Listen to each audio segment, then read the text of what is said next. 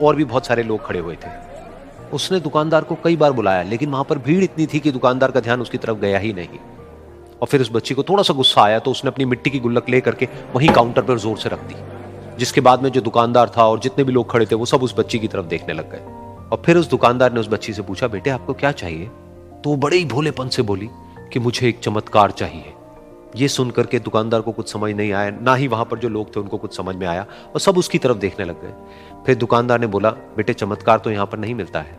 तो बच्ची को लगा कि वो उससे झूठ बोल रहा है, तो बच्ची ने कहा कि मेरी गुल्लक में बहुत पैसे हैं, आप बताओ आपको कितने पैसे चाहिए, लेकिन मैं आज यहां से चमत्कार लेकर के ही जाऊंगी। तो वहीं काउंटर पे एक और आदमी खड़ा था, उसने उस बच्ची से पूछा कि बेटे क्यों चाहिए तुमको चमत्कार? तब उस बच्ची ने अपनी कहानी बताई कि अभी कुछ दिन पहले मेरे भाई के सर में बहुत तेज दर्द हुआ, तो मेरे पापा मम्मी उसको हॉस्पिटल ले गए। उसके बाद कई दिन तक मेरा भाई घर नहीं आया। तो मैंने कई बार अपने पापा से पूछा, लेकिन उन्होंने मुझे कुछ नहीं बताया। उन्होंने बार बार यही कहा कि वो आ जाएगा, वो कल आ जाएगा, वो कल आ जाएगा, लेकिन वो आ ही नहीं रहा था। तो मैंने देखा कि मम्मी रो रही है, और पापा मम्मी को कह रहे थे कि उसकी दवाइयों के लिए और उसके इलाज के लिए जितने पैसे चाहिए उतने मेरे पास में नहीं है, अब उसको कोई चमत्कार ही बचा सकता है। तब मुझे लगा कि अगर मेरे पापा के पास में इतने पैसे नहीं भी हैं तो क्या हुआ, मेरे पास में तो है। तो मैंने जितने भी पैसे जोड़ रखे हैं वो सारे लेकर के मैं इस दवाई की दुकान पर आई। फिर उस आदमी ने उस बच्ची से पूछा, कितने पैसे हैं तुम्हारे पास में? ये सुनते ही उस बच्ची ने अपनी गुल्लक उठाई, जमीन पर फेंकी और तोड़ दी, और पैसे गिनने लग गई। बाकी सब लोग खड़े होकर के उसको देख रहे थे। थोड़ी देर बाद उसने सारे पैसे अपने हाथ में इकट्ठे किए और बोली, मेरे पास में पूरे 19 रुपए हैं।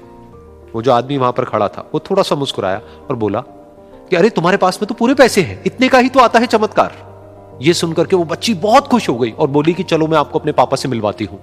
बाद में पता लगा कि वो आदमी कोई आम आदमी नहीं था, बल्कि एक बहुत बड़ा न्यूरोसर्जन था, और उसने सिर्फ 19 रुपए में उसके भाई की सर्जरी करी, और कुछ ही दिन बाद वो ठीक होकर के घर वापस आ गया। फिर कुछ दिन बाद वो बच्ची, उसका भाई, उसके पापा, उसकी मम्मी, चारों एक साथ बैठे हुए थे और बात कर रहे थे। तो उसकी मम्मी ने उसके पापा से पूछा कि अब तो बता दो ये चमत्कार आपने किया कैसे? तो उन्होंने अपनी बेटी की तरफ देखा और बोले, ये चमत्कार मैंने नहीं, इसने किया है।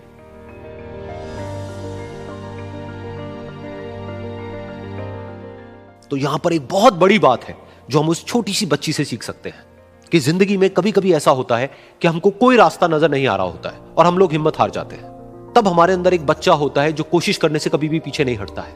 वो हार मानने को तैयार नहीं होता है क्योंकि उसको ना शब्द समझ नहीं आता है। वो बच्चा जिसके लिए कुछ भी नामुमकिन नहीं है, क्योंकि वो हर हाल में कोशिश करता ही रहता है।